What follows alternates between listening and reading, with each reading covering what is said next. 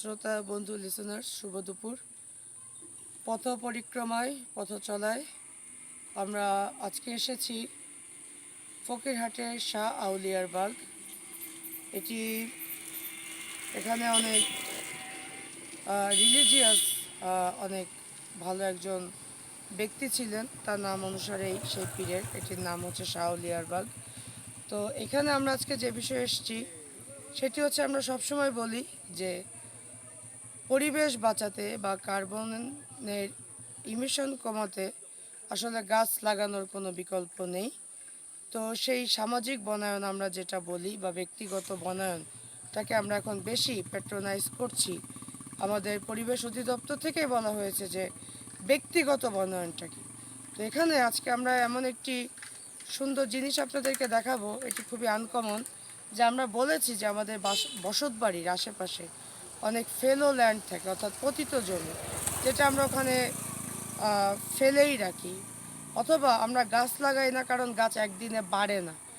আমাদের মধ্যে একটা ধারণা রয়েছে যে গাছ লাগালে ওইটা অনেক বছর পরে, কিন্তু আমরা নগদ অর্থ পেতে সবাই খুব আগ্রহী।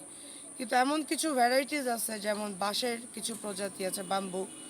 আবার আজকে যে গাছটি দেখাবো সেটি হচ্ছে সিঙ্গাপুরের এক ধরনের প্রজাতি। এটা সুপারি গাছ, তো আমরা বাঙালিরা সবাই চিনি। তো এই প্রজাতির বৈশিষ্ট্য হচ্ছে এই গাছটি খুব দ্রুত ফলন দেয়, সারা বছরই ফলন দেয়, দ্রুত বৃদ্ধি পায়। তো এই গাছটি, আসেন আমরা একটু বাগানটা দেখি।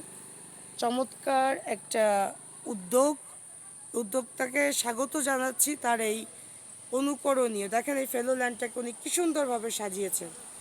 এবং এটা হচ্ছে সিঙ্গাপুরের একটি প্রজাতি, যেটা আমি আবারও বলছি যে এটা সারা বছরই ফলন দেয় এবং খুব দ্রুত বৃদ্ধি পায়।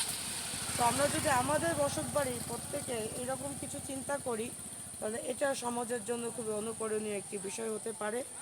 তো প্রিয় লিসেনার্স, আপনারা বাগানটি দেখছেন, তো আমরা আশা করছি যে এটা একটি সমাজের জন্য দৃষ্টান্ত, এবং ফকিরহাটের যে অ্যাস্থেটিক ভিউ বা সৌন্দর্যপূর্ণ বা প্রাকৃতিক যে জীববৈচিত্র্য রয়েছে, আমরা সেটিকে তুলে ধরার চেষ্টা করছি। তো আজকের এপিসোডে আমরা মনে হয় যে খুব ইম্পর্ট্যান্ট একটি মেসেজ আপনাদেরকে দিতে পারলাম। জানি না আপনারা আসলে কতটুকু গ্রহণ করবেন, তবে এবারেই যিনি এই চমৎকার উদ্যোগটি নিয়েছেন, ওনার সাক্ষাৎকার আমরা নেওয়ার চেষ্টা করেছিলাম। তবে এই মুহূর্তে উনি বাসায় নেই, বাসায় পেলাম না। তবে পরবর্তীতে আসলে ওনার মুখ থেকেও আমরা কিছু কথা শোনার চেষ্টা করব। আশা করি আমাদের সাথে থাকবেন। ভালো থাকবেন।